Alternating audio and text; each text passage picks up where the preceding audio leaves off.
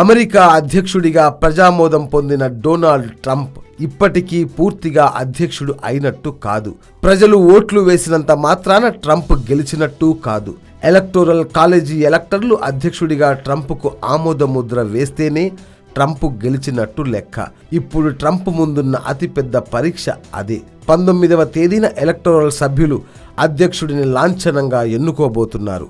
48 రాష్ట్రాలు, రాజధాని Washington DC నుంచి ఎన్నికైన 538 మంది ఎలక్టోరల్ కాలేజీ ఎలక్టర్లు 19వ తేదీన తమ తమ రాష్ట్ర రాజధానుల్లో సమావేశమై అధ్యక్షుడిని ఎన్నుకుంటారు. మొత్తం 538 ఎలక్టోరల్ కాలేజీ ఎలక్టర్లలో 306 మంది రిపబ్లికన్లు ఉన్నారు, 232 మంది డెమోక్రాట్లు ఉన్నారు. మెజారిటీకి అవసరమైన కనీస ఓట్లు 270. సాధారణంగా రెండు పక్షాల ఎలక్టర్లు ఎవరి అభ్యర్థికి వారు ఓట్లేసుకుంటారు. జనవరి 6న ఎలక్టోరల్ కాలేజీ ఓట్లను లెక్కిస్తారు. జనవరి 20న అధ్యక్షుడి ప్రమాణ స్వీకారం ఉంటుంది. అన్నీ అనుకున్నట్లు జరిగితే ట్రంప్కు సమస్యేం లేదు.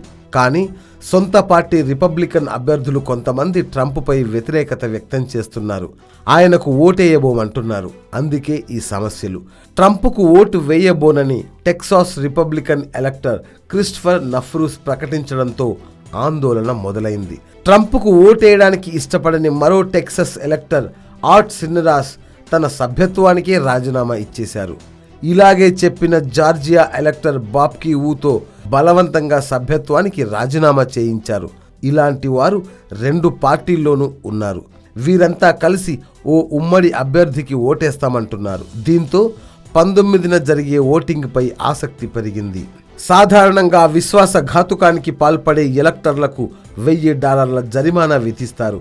వారి స్థానంలో మరో అభ్యర్థిని ఎన్నుకునేందుకు కూడా చట్టాల్లో వీలుంది. అయితే అధ్యక్ష ఎన్నికల్లో మొదటి నుంచి ఎలక్టోరల్ కాలేజీ ఓటర్లే విజేతను నిర్ణయిస్తున్నారు. మరి ట్రంప్ భవితవ్యం ఎలా ఉంటుందో చూడాలి మరి.